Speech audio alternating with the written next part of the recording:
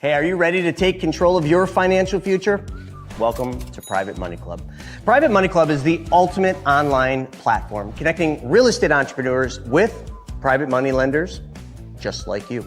Whether you're looking to fund your next deal or lend money to grow your wealth, Private Money Club is your go-to resource. You can post deals, find funding, connect with other like-minded professionals. It's just a community. It's a community that you need to plug into. If you're new to the game, no problem. Our Learn platform and our weekly coaching webinars and our on-demand resources are here to guide you every step of the way.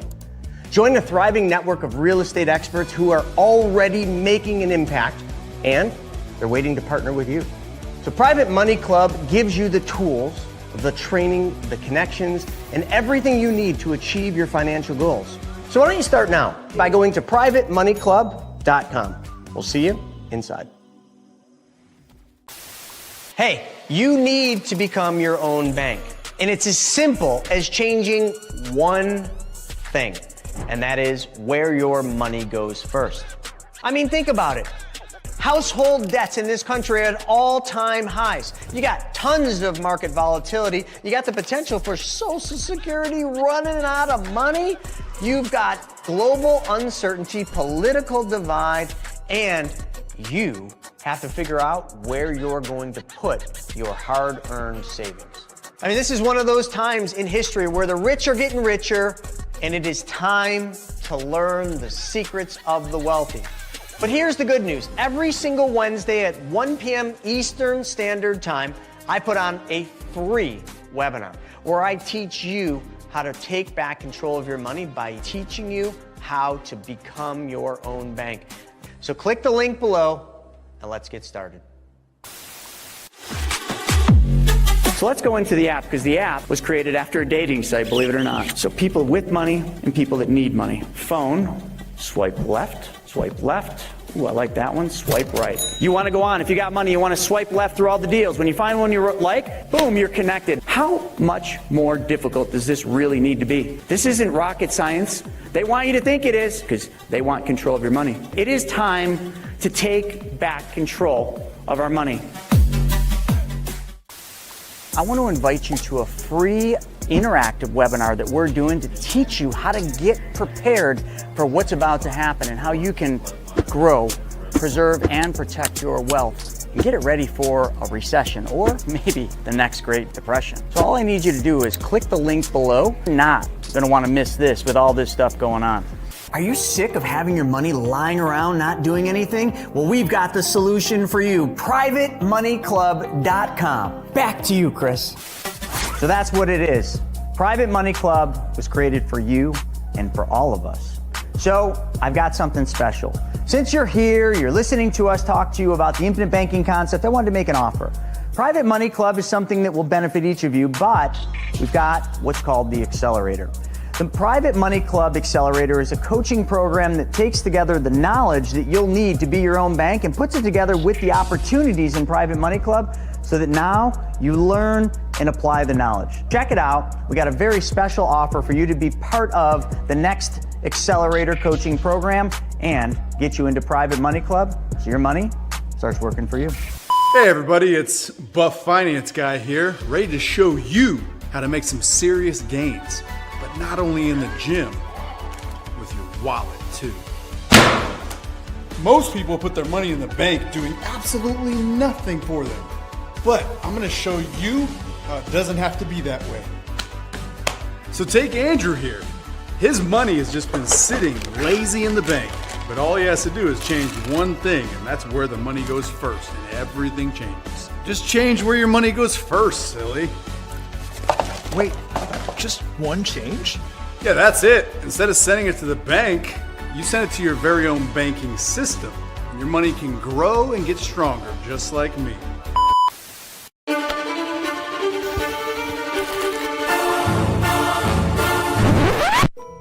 It's time for Money School TV. You heard it straight from the horse's mouth. The Money School TV strives to bring you the most relevant content of how money really works, past, present, and future. It's not a one-size-fits-all system. This platform provides you with ways to implement strategic decisions while avoiding fear-based decisions at all costs. Totally digital with new content added all the time on financial wealth creation strategies and how to regain control of your money. This 2-hour monthly group coaching with Chris Naugle is available now for only $19 per month. This is something you don't want to miss. Click the link below to get access now. Whoa! I feel great. My money's not being lazy anymore, it's getting swole. Just like me. Attaboy, Andrew. No more lazy cash. Now your money is growing, strong, and totally under your control. Wow, thanks, Buff Pie in that sky. Now I'm ready to grow my wealth and feel as good as I look. So if you want to learn more on how you can compound your money and your muscles, I'm at BYOB. You have to be a part of it. Do whatever it takes to get here. Get your ass up and come. So here we are out in Las Vegas, Nevada, at Dream Racing for the experience. We brought the whole team, the whole clan out here to race exotic sports cars like this GT4 RS. This is what making memories is all about.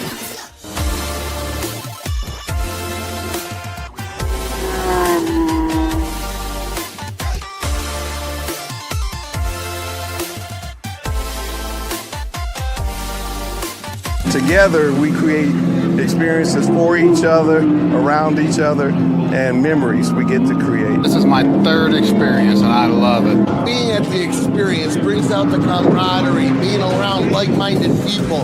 It just brings out the best in you. I don't know why the rest of you aren't here. It's an amazing event. I have never missed one since they started 3 years ago. The breathing exercises to the mental, the brain Kessler to now the racing to just the overall mindset. Your network is your net worth.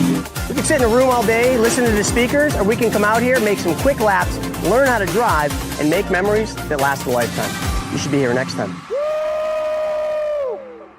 Well, the biggest thing I hope that people get is something that they can actually apply in their lives. You know, that's the biggest thing for any of these events that we want. We want people to leave here not just riled up, not just excited, but actually going out and doing something that'll put them in a better financial situation, help their family. And for the speakers, my goal is that they go out and they impact the audience and bring something the audience never had exposure to that allows them to then fill in that piece that they're looking for. I'm going to be talking about more lease options. I'm going to be talking about equity shares. I'm going to be talking about a bunch of fun stuff today. Because again, I'm not here to teach about how to do those deals. I'm here to teach about how to invest in those deals. Filled with individuals that are like-minded, that are at the top of their craft, they're at the top of their game. And for anybody that's an attendee, it's just a mind-blowing experience. It's almost going to be hard to speak anywhere else but here because it was such a great experience. I felt like, I don't know. It was amazing. Nothing less than amazing, literally. At the PMC Money Tank event, which is an epic event that we're putting together that does one thing and one thing only. Makes everybody money. It brings people with money together with people that need money. It's like a peanut butter and jelly sandwich. You just smash them together and everybody wins.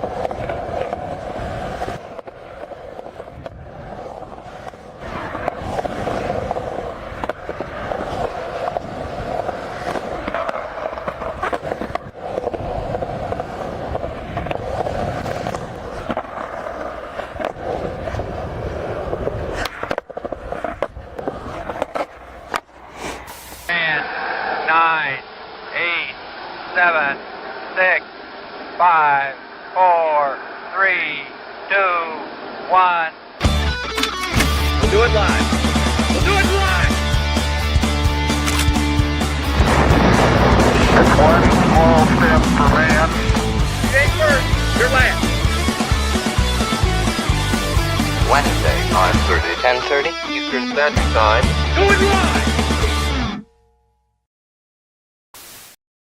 All right, we're back at it another week, which means another WTF. That's right. What the F is going on? This show is all about the news, but not just the news. We go deep, deep, deep into economic newsletters that we subscribe to get the real take on what's going on in the news, in the U.S., and in the world. And we've got a lot to cover today. Myself and my co-host, Mr. Snaggy. What's going on down there in Florida land?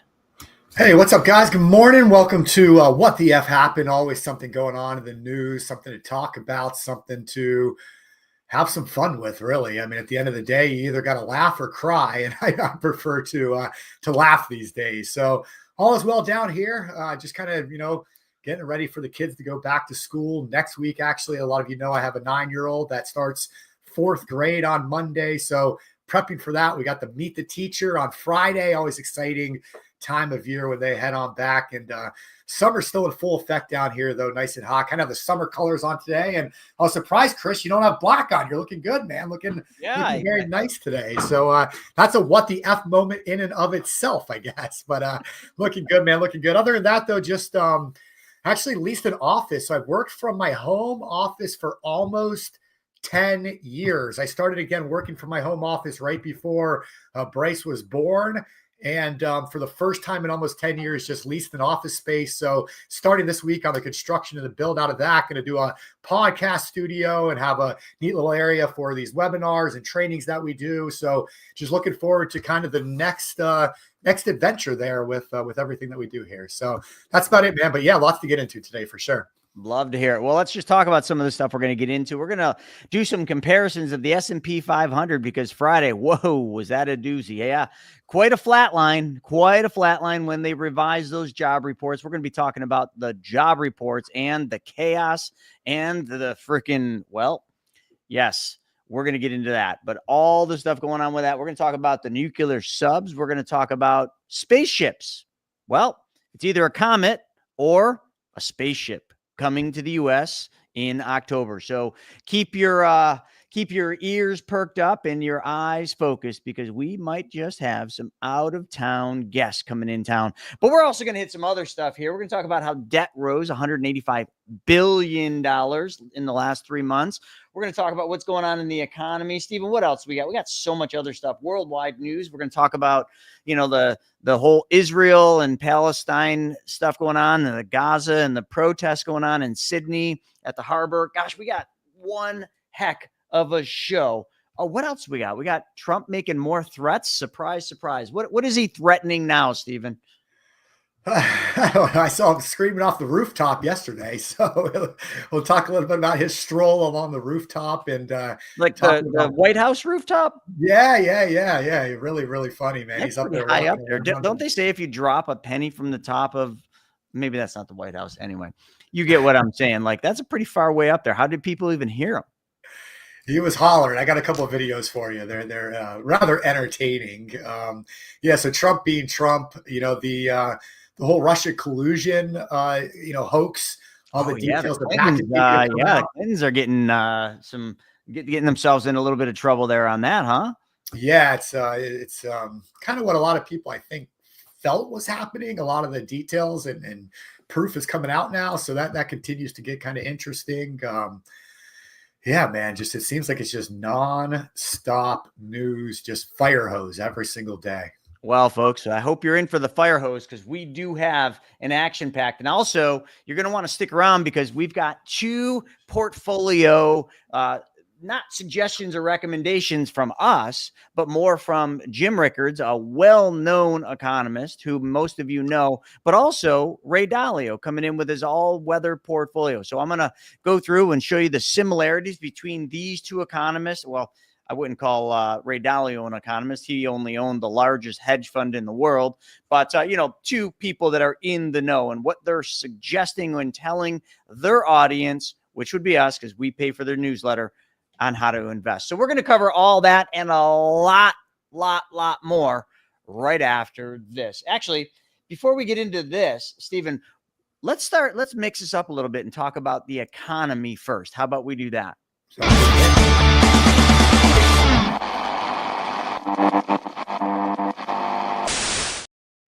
All right, so let's dive into this. This is going to be the economy. And the first thing I want to talk about is I want to talk about the S&P 500. You know, the almighty S&P 500.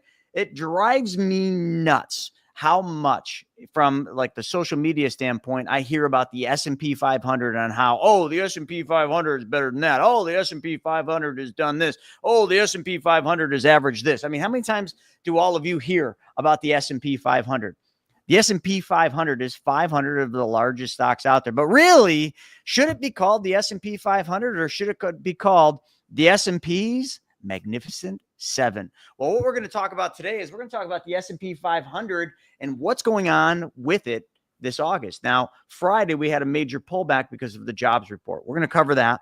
But I found an interesting article. It wasn't even an article, but it was really more just here. Let me share my screen. I just want to show you this. Oh, great. They moved that button around here. There we go. Let's see. Stock market. I got to find the right one because I got lots of stuff up here. I think this is it. Yep. Here we go.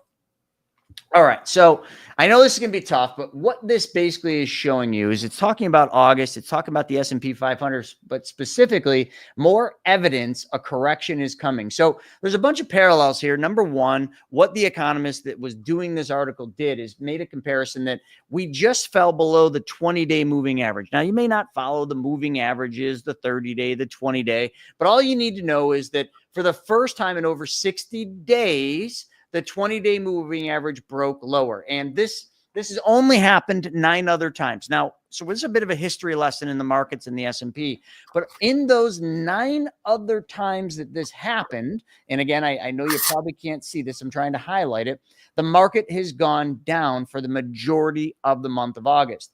So then he goes in and he starts showing you, okay, well, what could that mean? Well, some of these drops in the weeks following August and this drop below the 20-day, well, they're negative, not just negative, like big time negative. And not only that, it goes into political stuff. And it talks about presidents that are serving their second term and its impact. And this is kind of foo-foo stuff, but it's, hey, pretty conclusive. They go back to Eisenhower, Nixon, Reagan, Clinton, George W. Bush, Obama, and, well, Trump to be determined. And we look at the S&P 500 August returns. Not looking so good. You guys seeing that? I know it's pretty small, but let me just tell you, Eisenhower in 1957, the returns of the S&P 500 in August were down 5.6. Nixon down 3.7. Then we had Reagan come in at down 1.2. Clinton, who, you know, if you all remember, everybody's like, oh, Clinton erased the deficit and the stock market was great during his. We're going to hit more about Clinton today, but down 5.7 in August. Mr. George W. Bush down 1.1 and Obama was down 3.1. So where's Trump going to come in? Well, probably down. And then it talks about the seasonality of the S&P 500, just looking at, you know, the market returns for different seasons. Well, right here, down again, or at least close to down, followed by a heavy down September. So the data goes back to 1950s, and I figured I would just share this because, listen, we're in for a rough ride. So buckle up, get ready. August probably isn't going to be a good month for the markets. And I always preface this, and I know we got a lot to unpack here, so I'm going to move fast. But the one thing that's just blows my mind is if an individual's 38 years old or younger, but I think this applies to everybody from a sentiment standpoint. A lot of folks literally don't think the markets can lose money. They have hung on to this. Well, the S&P 500 has averaged this over a specific amount of time. So they literally just say, oh, well, it's 7 or 8 or 9%, whatever average you look at, because they're all different depending on the time ranges. You're thinking, well, if I just stay invested, I'm always going to make money. Yeah, well, have you ever been on a roller coaster? It's nice and fun going up and up, and you're like, look at the views. Wow, look at that. Oh my God, I can see my house from up here. And then what happens? Well, the person in front of you pukes. It smacks you in the face. Anyway, let's move on past the puking, and let's get on to the jobs report. Stephen, I want you to hit this one because this is pretty interesting. The July jobs report was released Friday, and well, you want to cover that? This was kind of hard to stomach.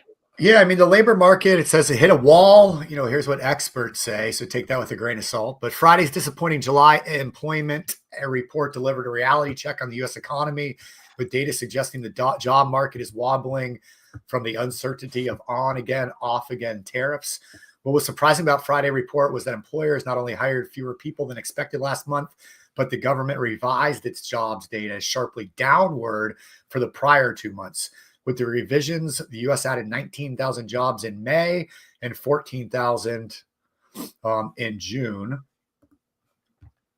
reflecting paltry employment growth during those months, according to a research note from iParthenon chief economist Gregory Dako. The latest jobs report is shedding new light on the U.S. economy as businesses absorb a multitude of changes, from President Trump's trade deals and fresh tariffs to the new GOP tax law, which provides tax breaks to many Americans, but also cuts spending on healthcare and social programs like food stamps. The jobs data backs up anecdotal evidence from the Federal Reserve's most recent Beige Book, a report that compiles comments from local businesses that many companies are delaying hiring until uncertainty diminished. So kind of the basics of it right there, Chris. And I'll say, besides the kind of surprise that what this data shows, the real controversy came when Trump then fired the person that's in charge of these job reports. Listen, like, no disrespect. I mean, if she's any of your friends, like, she deserved to be fired. I mean, you can listen, like, you can make a lot of mistakes in a government job. You can. It just seems like you can make this mistake, you can get this wrong, you can get that wrong. But literally, since she came in about a year and a half ago, hasn't changed anything, hasn't done any good for that department, and literally has gotten it wrong more than gotten it right. I don't even know if she's gotten it right once. But like, we've talked about this, Steve. We've talked about this a ton on this show, about the job reports, on how they launch the job reports and they look all good and rosy. And we've been talking about this, like, holy crap, the job market is really resilient. You know, it just keeps climbing, like more and more jobs. Oh, well, they're government jobs. Yeah, but there's jobs. Well, it was all smoke and mirrors. Like, for the most part, like, almost everything we've seen from that department was smoke and mirrors. It wasn't what it seems. And now the truth is coming out. Well, and you're fired. Yeah, if any of you remember that show, that was pretty entertaining. But yeah, he's back at it, man. Back at it. I think the controversy of it is, in politics, everything is about timing. And the fact that he fired her right after a bad jobs report was released, I think, is kind of where that comes in. He didn't fire her, when he came in to, become the president at the start of the term. He could have done it then if she's had that job for years. We've been talking about it for years, especially with Biden, Chris. I mean, like you just mentioned. And so, he does it right after this bad jobs report. So just the optics of it are a little shady. But again, that's Trump for you. Trump seems to not really give a shit, man. He when he wants to do something, he'll do it for better or worse. And that's what you get with Donald Trump, which to me, well, we're definitely going to talk about that when it comes to India. I'm not so sure I agree with what's going on over there, but you know what? Let's keep moving through this. Let's move on to a topic we talk about all the time. And listen, folks, this next topic I want to unpack a little bit more than just the article, because it is in my opinion, one of the hardest things for me to digest about the United States. It is one of the hardest things for me to understand, but it is also, I think, one of the biggest detriments to each and every single household of every person living in this country. And I'm not excluding the rest, but we're talking about the U.S. economy here. And this one thing, I think, is the one reason why there's no way we can push any higher, and that is household debt. Now, we've covered this a lot, so it's almost kind of, for us, hard to talk about, but sometimes just repeating the obvious over and over. And I have done countless, I can't even count how many videos on YouTube I've done about the debt, the rising debt, the fact that credit card debts are well into the trillions now, and the fact that delinquencies are on the rise at alarming rates that have not been seen since 2008 during the Great Recession. And defaults are also majorly on the rise. You're not hearing about that a lot, but you can find the data. So let's just talk about this, Stephen. You got the household debt over the last 3 months. I do want to preface 3 months. That's all we're talking about here. We're not talking about this year. We're not talking about, any other time frame than 3 months. $185 billion increase. Stephen, please tell me what this article says. Yeah, I mean, you said it. Just in the past 3 months, $185 billion in additional household debt, reaching a total of $18.39 trillion at the end of June, according to the Federal Reserve Bank of New York. It's up 1% from the previous quarter when total debt stood around 18.19 trillion. Every 3 months, the Federal Reserve Bank releases reports on household debt and credit, providing a snapshot of trends in borrowing and indebtedness. These categories do include things such as mortgages, student loans, credit cards, auto loans, home equity lines of credit, and other types of debt. And Chris, we're actually going to be talking a lot about home equity lines of credit starting today for the next 4 weeks. You just want to tell them real quickly about that? So for the next 4 weeks on Wealth Webinar, which is a webinar, a free webinar, let me make a remark on, that we do every single week on Wednesdays. We've been doing it for years. It's at 1 p.m. Eastern. You can register by going to chrisnaugle.com, and that's Naugle. It's totally free, and we'll give you my books. But what's so unique is we recently did a podcast episode with Harrison George, who actually just commented down in the thing, he's streaming in from Facebook. But Harrison said, I think the breakdown of the total debt is quite interesting, especially when looking at which debt rose in which percentages, which I want to cover in a second. But me and Harrison did a whole podcast, and the topic of the hot podcast was house rich, cash poor. Think about that for a second. How true is that? Everybody's house price, everybody's equity in their house has gone up. Like the value of your house has certainly gone up, which means you've got equity in your house. But people have equity. They feel rich because they can brag about it, but yet they're living paycheck to paycheck, credit card bill to credit card bill, debt to debt to debt. And that's exactly what this whole story is telling you. So that video that I did with Harrison George went viral, and Harrison's, somebody in the know. He literally, his father's company, him and his father's company, they're the 11th largest mortgage company, or I should say, mortgage lending company in the US. So they know a thing or two, and they created a product called All-in-One. Okay, it's phenomenal, but I'm not going to get into that here. You'll learn about that on Wealth Webinar. Join us at 1 p.m. Eastern. But Stephen, let's go into kind of what Harrison was saying. Is the interesting part of this debt is the percentages and on which debts are rising. And I know student loan debt's a major issue right now because it's the one that has the highest delinquency and default rates, but it's not too far off from car loans. I know cars are getting repoed at a massive level right now. So, hey, you want a good business opportunity? Go into the car repo business for now. That might be a really good sector to get into. But what do we got going on here, Stephen? Yeah, definitely. And just to show you, this is that podcast you guys did. You can find it over on the YouTube channel, House Rich, Cash Poor, How to Turn Home Equity into Financial Freedom. Or like Chris said, definitely join us today at 1 p.m. Eastern on the Wealth Webinar, and it's going to be a 4-week series we're doing on this topic. So super, super cool stuff. Hey, we'll start quick on that, Steve. I don't mean to interrupt you because I know we got to get into like the breakdown of the debts, but we got some time. I think one of the other things too that we're really going to be diving into in these 4 weeks is how to get rid of your debt without working harder, without working longer, and without taking on any risk. Just how to eliminate debt using mathematics, using proven systems, and a process. So we are literally going to dive into that with Harrison and the team. And we've got all of our experts, including HELOC Joe, who's going to be joining us. So anyway, sorry, just, kind of had to put that in there. What do we got going on with the debts? Yeah, absolutely. I mean, so just kind of showing total household debt increased, the 185. So you got housing debt rising by 149 billion, non-housing debt increasing by 45 billion from the previous quarter. So just kind of showing since 2003. Household debts and now non-household debts and what that looks like. They mimic each other very closely, obviously. But this one's interesting right here. I want to really focus on the one that you just had up there. Mortgages versus home equity loans. Home equity loans are kind of flat. Like that's the one on the right if you can't see it. But look at the mortgages. Okay, you had a little bit of a dip where rates went down. And then here we go. Q1 2025, mortgage debts climbing. And I think a lot of that is just because the median home price of housing is just out of control, just absolutely out of control. Auto loans, credit cards, student loans, and other but the biggest thing that was crazy to see was the mortgage debt.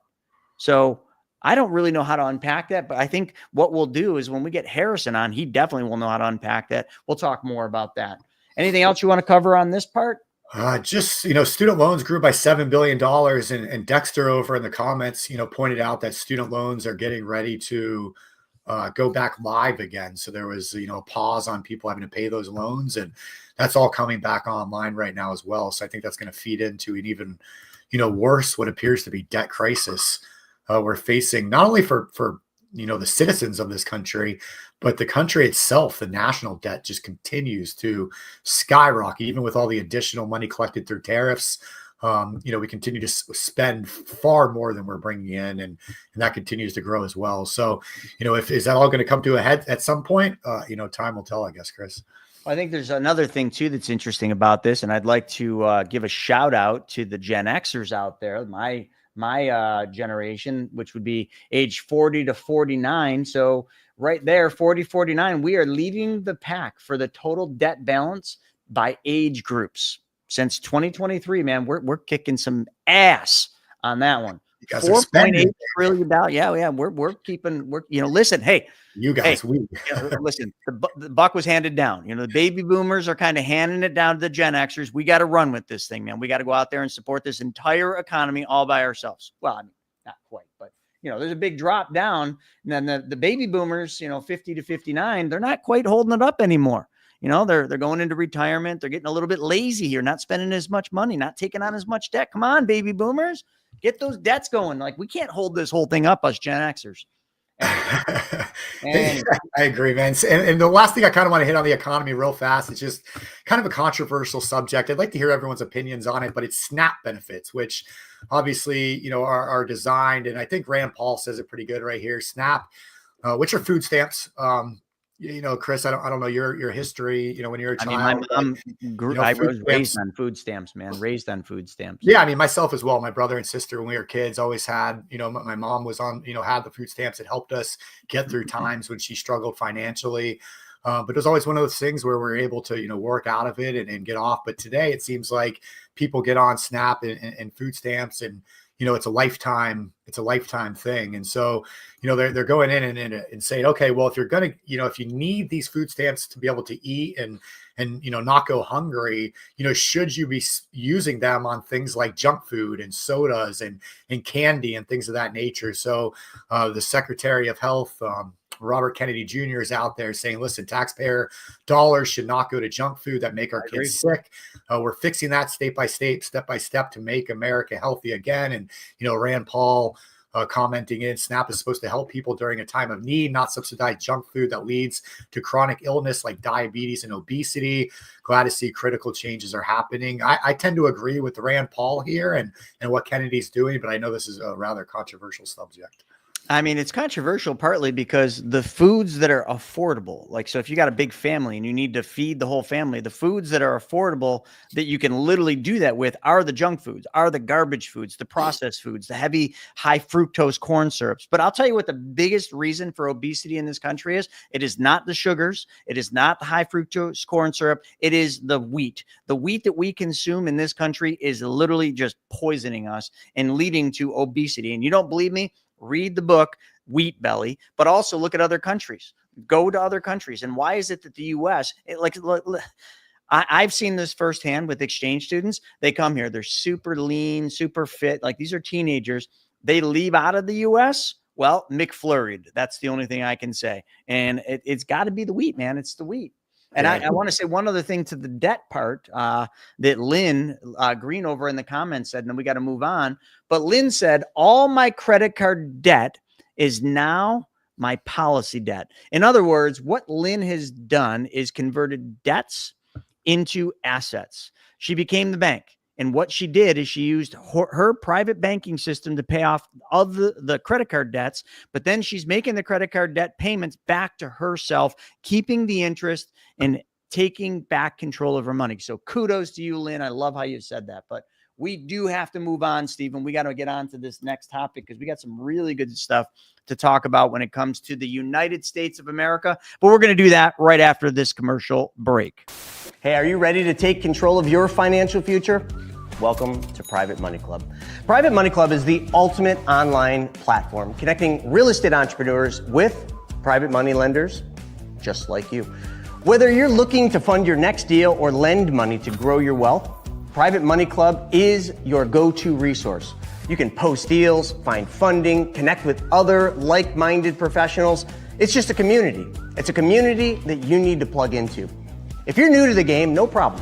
Our Learn platform and our weekly coaching webinars and our on-demand resources are here to guide you every step of the way. Join a thriving network of real estate experts who are already making an impact, and they're waiting to partner with you. So Private Money Club gives you the tools, the training, the connections, and everything you need to achieve your financial goals. So why don't you start now by going to privatemoneyclub.com. We'll see you inside. My fellow Americans, So you know the game. And you always got to go USA. That's just the thing. Like, that's a new dance. It's kind of like that one dance came out a long time ago that I totally forgot the name of. So we're going to move on from that. Let's talk a little bit about, well, I don't know. We could talk about a lot here, Stephen. Where should we start? Should we start with Hulk Hogan? He's kind of an icon for U.S. Or do you want to talk a little bit about what Trump is doing with more threats about federalizing D.C. after the ex-Doge employee Big Balls was violently beaten? Was he kicked? Yeah, I mean, I did see that story that I guess there was a mob of teens that were beating a woman, and the Doge employee that infamously became known as Big Balls went to help her, and in doing so, being a good Samaritan, was also beaten to the point of concussion, trying to save the woman in this Washington, D.C. Oh, I did actually assault. see a few of this. That was brutal, man. I didn't know that was Big Balls. But you know what? He had big balls to do that. So I guess that makes sense. Yeah, I mean, Not literally, folks. exactly. Get your head out of the gutter. Like Big Balls, he went for it. He went to save her. Yeah, I mean, it's pretty wild. I mean, they called it a pack of teens or something, calling for local minors, and they were gang members. They were overforked. I mean, so you have Trump kind of saying, hey, this is absolutely ridiculous. I mean, it just seems like crime in some of these major cities, places like DC, New York, Chicago, the crime Washington. just continues to run rampant, and just and again, we could talk about New York City and Zoran Mamdani and what's going on there. I mean, the entire Democratic Party is now backing this guy. I mean, Elizabeth Warren is actively campaigning with him right now. It's really amazing to see. I mean, that's a much deeper discussion to get into the politics of it all, but to see an open socialist out there just saying, let's defund the police in New York City, that just is so violent right now. It's just crazy to see. But Trump is not standing for it in DC, at least. He's saying, listen, we got to do something about that. And so he's coming out, kind of threatening to take over, law enforcement and whatnot in DC, I believe. Wow. Well, I mean, but here, I want to unpack this just a bit more, Stephen, because I guess I'm not fully up to speed on what happened with Big Balls and what Trump is threatening. But he's talking about federalizing DC. Like, can you just go deeper into what does he mean by that? I don't know the details on it. I don't know. All right. Well, let's move on to Hulk Hogan. So, we all know, I know growing up, Hulk was he was iconic. He was a hero, Hulkamania and, Andre the Giant and, Jake the Snake. I could go on, but I had all the dolls. I played with them all the time. I even had the ring, and I got to the honor. Stephen and I got the honor. Was that 2 years ago? About 2 years ago, we got to meet Mr. Hulk Hogan. And all I can tell you is the man's hands are ginormous, or were, I should say. I guess unfortunately now I've got to say were just ginormous. I remember when he put his hand on my shoulder, I just felt the weight, and it was kind of just my whole shoulder and chest was just his hand on it. But you can check that out on social media. But nonetheless, Trump, obviously we know that, Hogan was, very much involved, with Trump administration and, was part of some of the inauguration speeches and that. But Trump is celebrating his life with a photo. Can you show that photo? Yeah. And while you're doing that, I love Shane's comment about, hey, listen, you got to give Americans a little credit here. They are capitalists. So they were selling their food stamps so they could buy beer. I'm not going to say anything about that. A lot of that goes on. All right. Look at that. So Trump posted this photo of him beating Hulk Hogan in arm wrestling. And, one of the things I thought was pretty impressive, Hulk was, how old was Hulk when he passed? The 70s? Oh, yeah. in his 70s. And, I know Donald Trump takes a lot of pride in his tan. 71. 71. So, Donald Trump's always got a nice golden orange glow, but it doesn't even hold up to the Hulk's tan.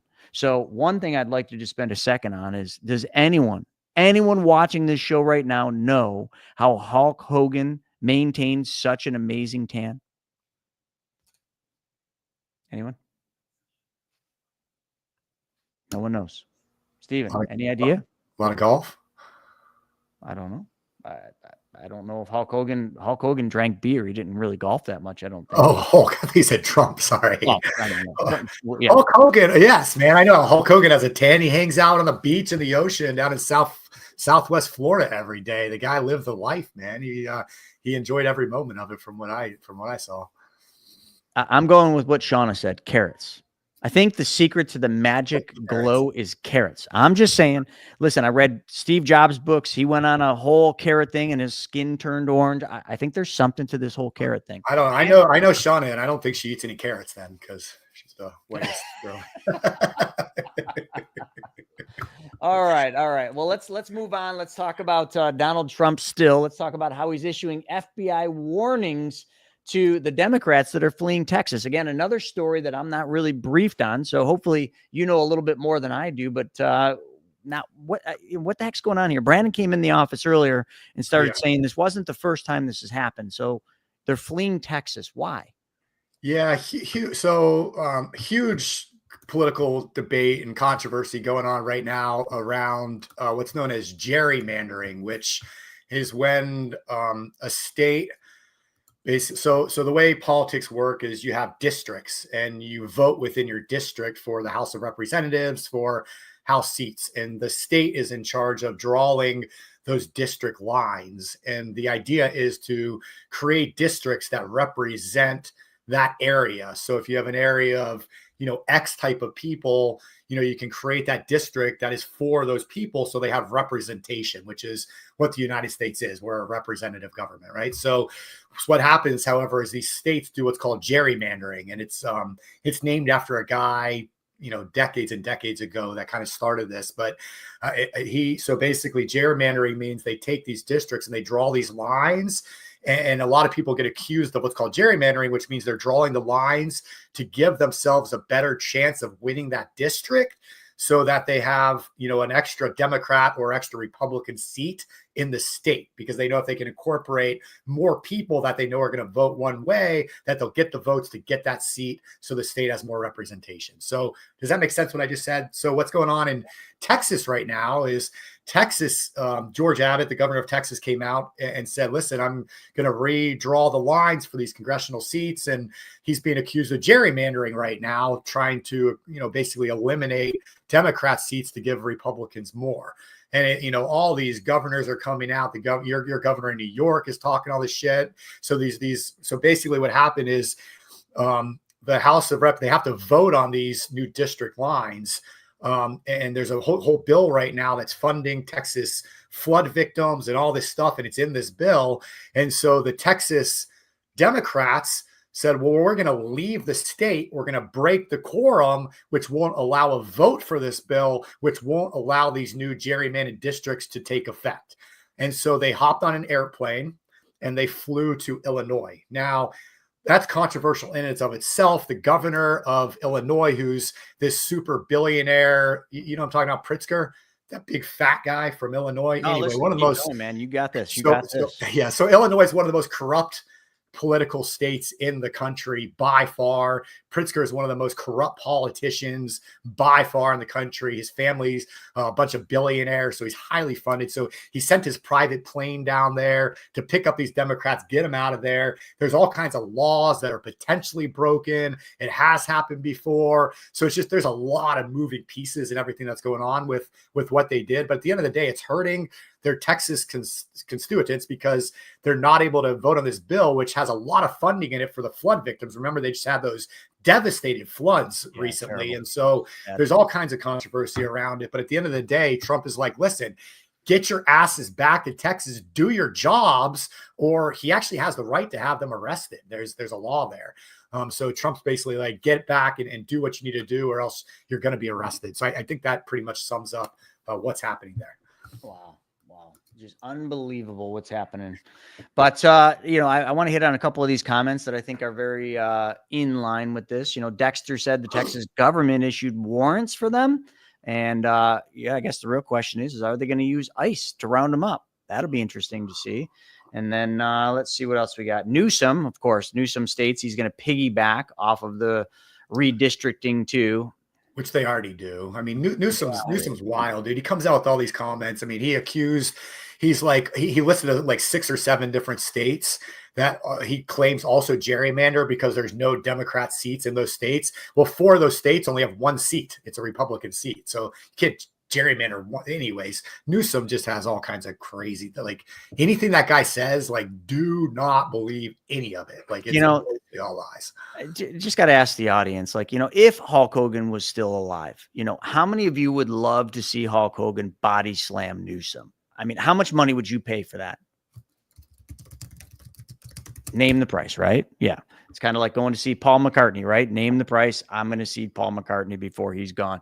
But nonetheless, Newsom just unbelievable joke. But what we're going to do now, we're going to be moving on from this. But I did want to just take a second, and I want to talk about 2 things that I think will be really good for all of you. And you wouldn't be able to get this unless you were part of this newsletter. But the thing I want to talk a little bit about is Jim Rickards. So Jim Rickards written many books, a very well-known, deeply, deeply connected economist, did a lot with the government, but nonetheless, he's recently made a recommendation for a new asset allocation. Now, one thing you all need to understand about Jim Rickards, he's a gold bug. Like, he's always been gold. And he's pretty much nailing it right now, kind of like Steven's nailing it right now. So Steven, you know Rickards, but this was very surprising. And I do want to say, usually when you see recommendations or you talk to economists like Rickards or Dalio, they very rarely ever recommend holding cash. Now, I've been talking about increasing your cash position for quite some time because you're being paid to sit on the sidelines without taking any risk. You're literally got high yield savings accounts paying you 3 to 4% now. You got treasury bonds paying you mid 4%. So like you can sit on the sidelines and take no risk. But hear this out. And folks, maybe some of you want to write this down. Jim Rickards, his most recent recommendation for asset allocation is 30% cash. I found that unbelievable that an economist like him would say that. And then physical gold and silver or mining shares, 10%, which is down from what his recommendation was, probably because we're at a pretty high point on gold. Then he said real estate or income producing real estate or agricultural, 10%. This I thought was interesting because he's not a treasury guy. Jim Rickards said 20% in treasury notes. This is like hot off the press stuff. Then he said equities, mining, energy, or utilities, or defense. So let me repeat that. Equities, that would mean mining equities, energy equities, utilities, and defense, 20%. And then alternatives like natural resources, early venture, and capital, 10%. So alts, 10%. I just found that really fascinating, this asset allocation, because it is way outside the norm. You'll notice he's not saying go out and buy NVIDIA or Apple or Microsoft or any of those. He's literally saying double down on mining, energy, utilities, and defense if you're going to do equities. Otherwise, treasuries, real estate, and cash. Steven, dude, we got this right. How long have we been saying this? How long have we literally been saying this? And then finally now, somebody like Jim Rickards comes out and literally is supporting what we've been saying and been beat up about for years now. And I'm going to follow that up with one that you hear me talk about all the time, which is Ray Dalio. Ray Dalio owned Bridgewater Capital, the largest hedge fund in the world. Ray Dalio right now is very much against Trump, okay, because the deficit, and he thinks that the U.S. debt right now is going to sink the U.S. So there's a lot of stuff out there. But here's Ray Dalio's all-weather portfolio, the newest, and it was hard for me to find this, the newest revised version, 30% stocks, primarily for growth, but deliberately kept low to limit volatility, 40% long-term treasury bonds. I couldn't have got that any better.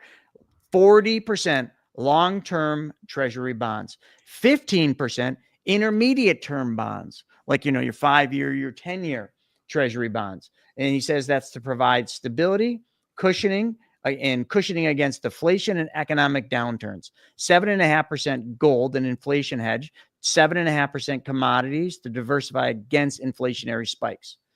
These are two extremely well-known names in the world of finance and money, and they're both pretty much saying the same thing. So hopefully that wakes some of you up, especially some of you younger folks that have never seen a recession or felt a recession. These guys are telling you what's coming. Just in their recommendations, they're telling you what's coming. Now, I know I went long on that, but let me preface what we covered earlier in the show. The U.S. economy is slowing down. And Stephen, I almost don't want to run over this one because you had this in here, but your buddy Mondani, you want to talk about him and DNC and how he's the new poster child? Kind of just like I mentioned, I mean, it seems like the whole Democratic Party is getting behind him at this point. You have Elizabeth Warren out there campaigning with him, which is just absolutely wild to see. I mean, just kind of show you, she was out there, on TV talking about how, Mamdani's plan is the Democratic message, and he's, clearly said he wants to defund the police, release all the criminals from prison, have government ran grocery stores, disarm, big on obviously disarming law-abiding citizens. He's been recently past couple weeks talking about seizing public property, just very openly.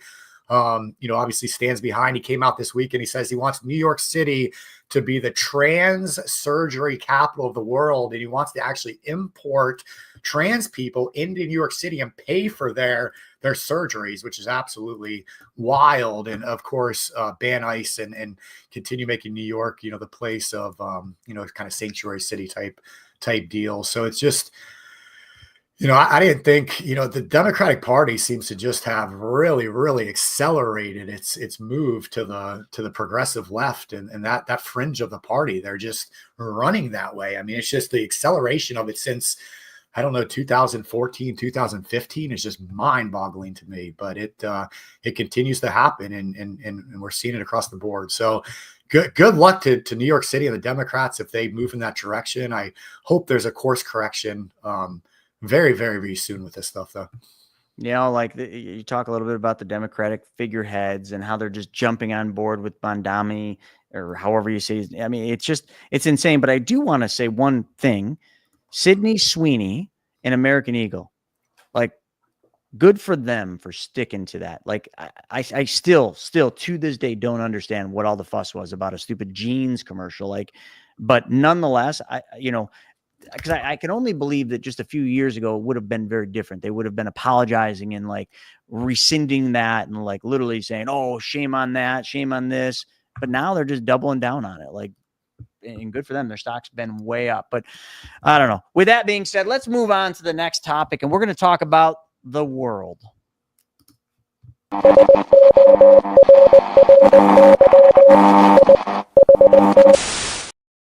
All right. In world news, I do want to talk a little bit about India. We've covered India quite a bit on this show, and we were talking months and months ago when, the Trump administration and, the India were close to making a trade deal. And I felt like that was a really important piece to this whole tariff puzzle, the whole trade war puzzle, because India is just it's a huge economy or getting to be one of the huge economies, and they have demographics. Okay. That's the one thing India's got is population. In compared to China's like, that bully in school that got really big, but then all of a sudden stopped working out and everything and got fat, drank too much beer, and now is on the decline. Bad analogy, but nonetheless, China doesn't have demographics. They're literally now putting all sorts of things in place to get people to go out and have babies, but a little late. But India does not have that problem. They have demographics, but India has major issues. So any of you that have ever studied or looked at India, I mean, it's a sad place to look at. I mean, the poverty in India is like nothing I've ever seen from the little bit that I've studied it and looked at it. It's very, very sad to watch that. But, if they figure that piece out and they can get the corruption out, a lot of the reason why you've got such poverty in India is largely because there's so many different dialects of the language. So to do trade in India, there's a lot of disconnects. But nonetheless, the thing I want to talk about today is what Trump's doing with India. Stephen, do you have that article I mean, I have it right here, but he's pretty much throwing away, this is just my opinion, he's throwing away, I think, a necessary strategic partner. Or it would appear from the street that he's throwing away this partnership and these trade talks and all this positive momentum we had with India because of the Russia-Ukraine thing, because India continues to buy oil from Russia and then resell it back to everybody else. So they're kind of just going against what Trump's trying to do. Do you have anything on this, Stephen, or do you want me to keep going with it? Yeah, I can't open that link, so I'm not. All right, so I'm trying to get it so that I can try to here. I'll just give you guys the link. I'll pull it up, but it's pretty technical and difficult to kind of understand what's going on here. But essentially, when we looked at this, there was this new era that we were coming into. The whole thing was Mission 500. They were talking about 500 billion in trade by 2030. The goodwill is now evaporating because Trump's recent tirade against India's Russian oil buys and the surprising 25% tariffs on Indian exports have blindsided New Delhi, eroding trust and goodwill in what would have been a long-term strategic pivot toward the U.S. So this whole thing really comes down to, it's sort of, in my opinion, it's almost self-sabotage. I don't know how this whole puzzle works out, but if we keep pushing India further and further away, we're pushing India into China's hands. And I don't have it in front of me, but I read an entire article about how the U.S. was being very strategic about getting this relationship with India because that would kind of seal the deal. That would kind of push China away and not allow China to continue to make these trade deals and everything else with these countries like India that is growing and potentially could be number 2 if China keeps, diminishing because of the population. But I just felt like this was a really important article. I read the whole thing. Sorry, I'm not very good about explaining how it all plays out, but just keep an eye on that because I just think that that's going to be a really important thing as we keep going into 2025 and 2026. But let's move on to another one. I don't talk about this a lot just because, to be quite honest, I just don't know enough about it. But, Israel and, the Palestinian, war that's been going on and what they've been doing with the Gaza Strip and how they've literally been choking out the Gaza Strip, not allowing food in. I mean, when you look at the video, it's hard to watch. I mean, people are starving. Children are starving. And then being bombed at the same time. So then you got Canada, and many other countries that are delivering humanitarian aid over there. And then Trump is saying that, the Hamas is stealing that, but there's really, from what I've read, no proof of that. But the whole point of what I'm getting at is recently in Sydney, Australia, on the Harbour Bridge, there was a protest with over 300,000 people. And they're trying to, just say, we got to end this war in Gaza. And I couldn't agree more, but I just don't know enough to speak with confidence. Stephen, do you have any info on this or anyone that's watching this? I know Capital Flow Solutions from YouTube is kind of coming in, talking, quite a bit, but what is your take on this? I mean, 300,000 people in Australia, basically closed down the Harbour Bridge. You can't ignore that, man.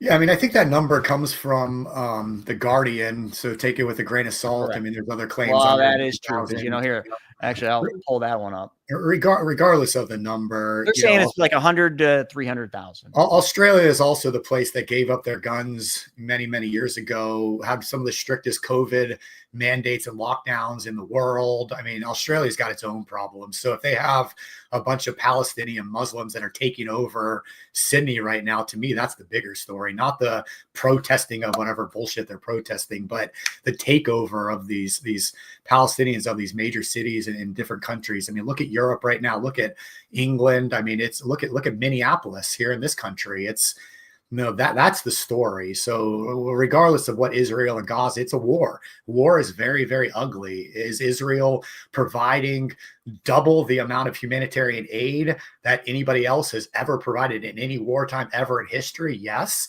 Is that, going to the to the terrorists, and not to the people. Probably that's what they do.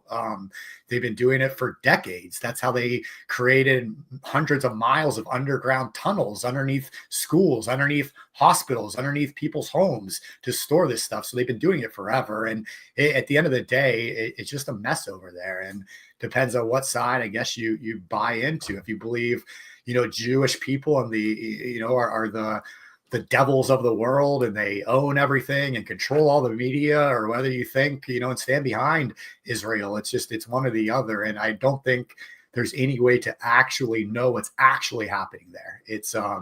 It's one of those things where it's just a lot of propaganda on both sides, it seems. I mean, just this last week, there was 2 stories that came out. This young girl that was there that was starving to death and had no food. And then the next day, and all the major publications run this story. And the next day it comes out, no. This child has a chronic illness that makes them look that way. The brothers and sisters that are in other pictures that they didn't show in the background are normal, healthy children. It's just this one kid has this chronological issue that makes them that way. But that's the story they run with. And another child, they said the same thing. And there's videos of this child cooking with all these supplies over the last year. And so it's like most of it's propaganda, so it's very hard to understand. And that's why, Chris, you probably don't know what to think about it, because most people don't. All right. Well, let's move on to, I think, a more important or just more relevant topic, and that is the spaceship that is headed to Earth. Do you have that video? Yeah, I haven't seen this yet, so let me pull this up. It's funny because just this morning, like when I was trying to do some homework, I had this thing that popped up in my IG, and it was this guy who supposedly worked for the Pentagon. That had leaked information, was like hiding out, and he like showed the Pentagon thing about this comet that's coming to Earth in October. And then all of a sudden now that comet might not be a comet, it might be aliens. Yep. So and they might be coming to save us. Who knows? So Harvard scientist believes interstellar comet could be alien craft. We should put all possibilities on the table. Now, that's a very sensationalized headline, obviously. I listened to the whole thing. We don't have to play it and subject this audience to it. But basically what he's saying is that it would appear by the coordinates of this comet or spaceship that is kind of cruising through space toward Earth, supposed to kind of be in our solar system around October, that it is being guided with precise precision, one of which would be coordinates and engines that would kind of do this, but might just be a rock.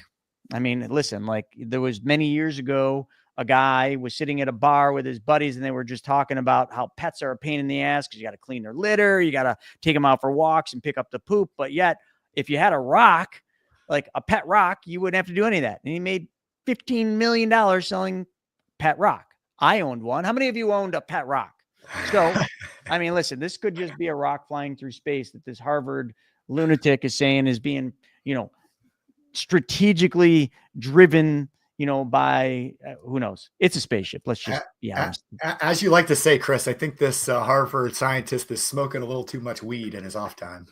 It might not be weed, man. Taking that tree bark stuff that they talk about. Where you actually talk to other beings. You never can tell what's going on, but I mean, there's a little bit of truth in everything. I mean, we're going to get to just what the F in a second. We're going to talk about that, but I do want to hit 2 other things. Trump sent nuclear subs over toward Russia. I don't know, a little bit of an escalation over there because of a former president and some things he said. Stephen, you got any info on that? Yeah, I mean, just what's coming out in the news here. President Trump on Friday said he had ordered 2 nuclear subs to be positioned in appropriate regions in response to remarks from former Russian President Dmitry Medvedev about the risk of war between the nuclear-armed adversaries. So just a ex-Russian president talking some trash, and Trump being Trump, kind of responding the way Trump responds, I think is all that is. And this is the 80th anniversary of the Hiroshima bombing. So let's not leave that out. But this just in. National Enquirer just posted this. Elon Musk is sending a ship up to intercept the Russian or alien spacecraft that's heading. So we're all okay. National Enquirer said that the spaceship will be intercepted by Elon's rocket and then landed back on I think they're going to bring it back on a barge. At least says National Enquirer, which they're always right. But anyway, in other news, CDC issues travel warning over, I can't even say that. Some, I guess, COVID 2.0 is happening over in China right now. Did you hear about that? I have not heard about that. Yeah, so chikungunya outbreak. In other news, let's move on to just what the F, because I feel like everything we've just did is just what the F anyway. But hey. Oh my goodness. All right, here we go. What the All right, Stephen, let's kick this off. We got 10 minutes to hit some really fun stuff here, but I got a couple things I want to talk about. Number one, Bigfoot has been hitting the news hard. Has anyone ever you've been following the Bigfoot stuff? I mean, he's just out there crushing it. Well, I do have something I want to show. There was an interview with Bigfoot that was recently I got to get through the commercial, but it was recently just released. Bigfoot is getting into the real estate game. I found this interview absolutely fascinating. That Bigfoot literally is so compelled to kind of get into the new world and stop sleeping on rocks in the jungle. But we found this interview that I would just play in just a second here. I'll just play the. I got you. Share it. Yeah, go ahead and share that. Or actually, hold on. Go ahead. You share it. All right, cool. All right, so we got Bigfoot in the news. Just tell me when to slow it down. Yeah, go ahead. You can go past that. What's going on, everybody? Welcome back to the Money School podcast, where we talk about, you guessed it, money. A lot of work from my team, a lot of research, and literally boots on the ground to find him in his area. And we got him as a guest, and we're going to dive into something really special today. Let's dive in. What's up, Bigfoot? Welcome to the show. Hi, Chris. Thanks for having me on, and glad you saw my post, and hope you can help me out and answer this question for me. I've been living in these woods for hundreds of years, and I think it's time I settle down and get myself a cabin.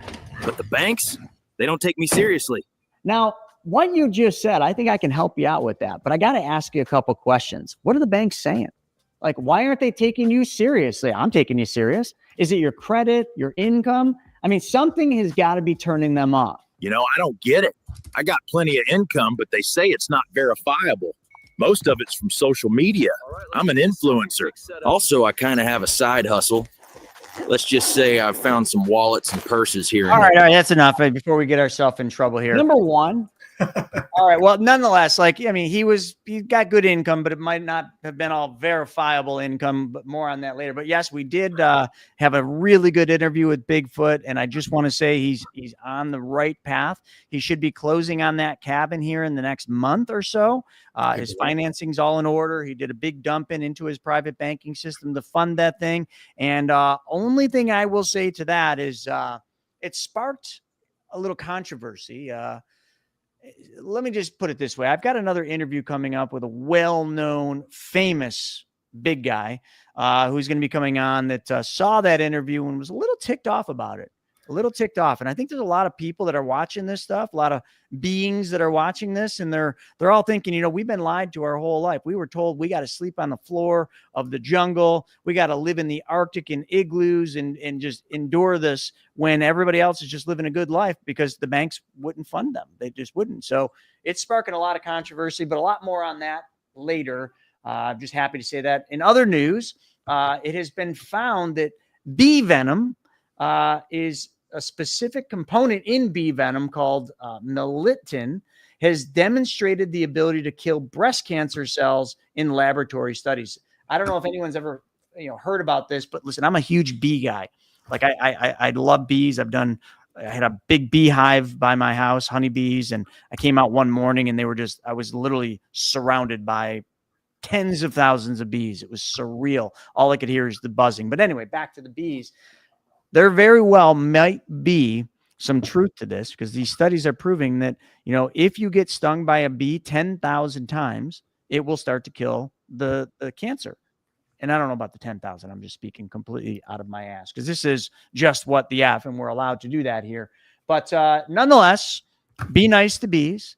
If you see one, do not kill it. Do not spray your lawn and kill it for the weeds, because they love those little clovers, and that's what they feed on, that stuff, and they bring it back, and that's what honey comes from. If you don't know that, bees produce honey, which bears love, and Bigfoot loved honey too, but nonetheless, that's another news. So let's keep going with this. We got more news. I got a follow up. I got a follow up real fast, Chris, from last week. So we talked about the Sydney Sweeney American Eagle ad that created all kinds of stir from the Democrats. And ironically, they're now coming out this week claiming that, oh, we got no problem with it. It's all good. No issues at all, even though they ran very, very negative in calling her a Nazi on things like Good Morning America and across every single major headline newspaper in the country. But regardless, like always, they're denying it now. But Sydney Sweeney doubled down. She actually teamed up with Terran Tactical. So I got to play this, Chris, because again, I love my wife, but I mean, this girl is pretty amazing. So check this out. Did not expect this for your first day. Hey, eyes up here.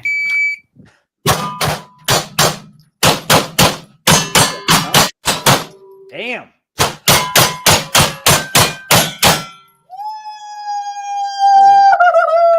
Wow. 9:21. Oh my God, girl. Was it your first time? That was really good. She's going to start dating John Wick, man. I'm telling you. I'm calling it. I mean, John Wick is gonna date that girl. I see it. John Wick 4 is coming out. You heard it here first, folks. Keanu Reeves and Sydney Sweeney are teaming up for the new movie. What do you think? Hey, Steven, do you have another just what the F? How about the Liquid Death ad? That one's pretty epic. Can you play that? Yeah, what's that all about? This was really good. AI is like making its rounds here. I haven't seen that one. Get that one to play. Anyone see that yet? Liquid Death. You know what that is. It's not actually liquid death. It's water. And here we go. Let's see what we got. Want to take a guess why I pulled you over? Oh, it's not what you think. It's liquid death. There's sparkling mountain water. Wow, you weren't kidding. That is refreshing. But it's not why I pulled you over. Oh boy. Is it the busted taillight? Nuh-uh. Is it because of the license plate? Nope. Shit, man, it's the dead guy, right? No, sir. Is it the human trafficking, perhaps? Nuh-uh. Man, is it the truck thing? I don't think so. Well, what is it then? The robbery? No. The bumper sticker? No. It's the roadkill, isn't it? Haven't heard of it. The chemical waste? Nuh-uh. Is it the roller coaster seat? Is it the cult thing? Absolutely not. Hell no. All right, I give up. What is it? It's because it's your birthday. Happy birthday, Kevin. Dad, you remembered. Happy birthday to you. You're the best dad ever. Happy birthday to you.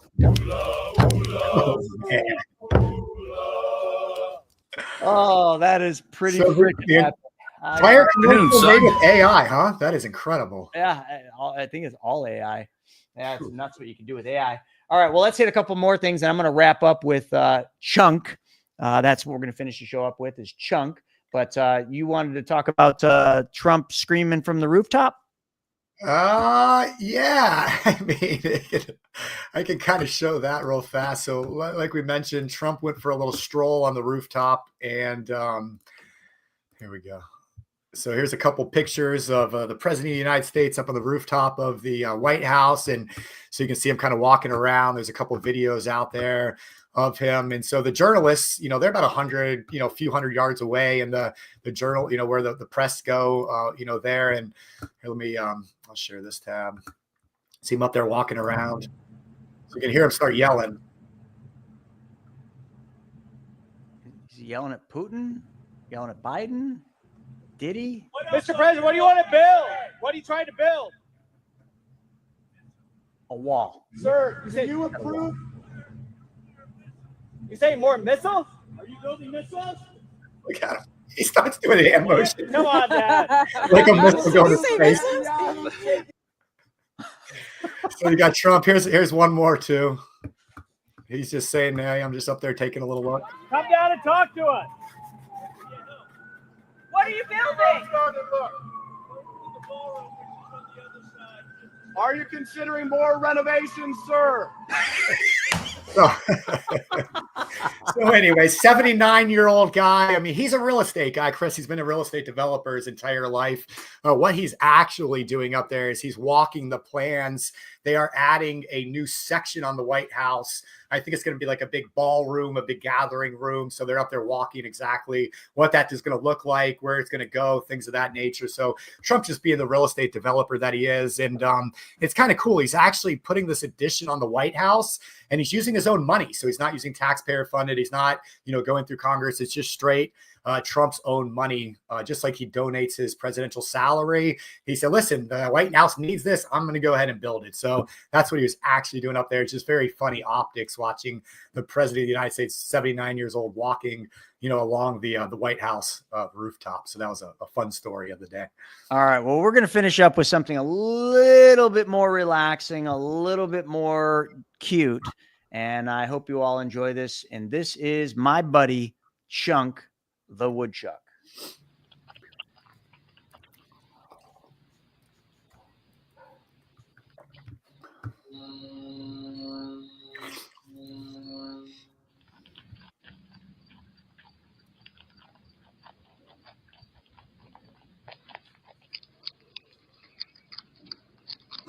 Chunk. That's his girlfriend. I guess that's one. We got a bunch of those cameras in our yard, but it's for birds. All right. So that's Chunk saying goodbye. I just thought I would bring that up. I've been watching a lot of Chunk, and we did actually send out an invite to Chunk to see if he would come on the podcast. And we were going to talk about organic gardening and the importance of that for our future and our future success. But with that being said, Stephen, that's all I got for this episode of WTF. You should all check out Chunk. Make sure you check out us or join us this afternoon for a wealth webinar, 1 p.m. Eastern. And you can do that by going to chrisnaugle.com, and you can register by the couple of finger swipes down for the wealth webinar. And we'll be talking about house rich, cash poor, and how to change that dynamic in something called the all-in-one with Mr. Harrison George and CMG. So with that being said, thanks everybody. Stephen, thank you for all your hard work and the team. We'll see you all next time.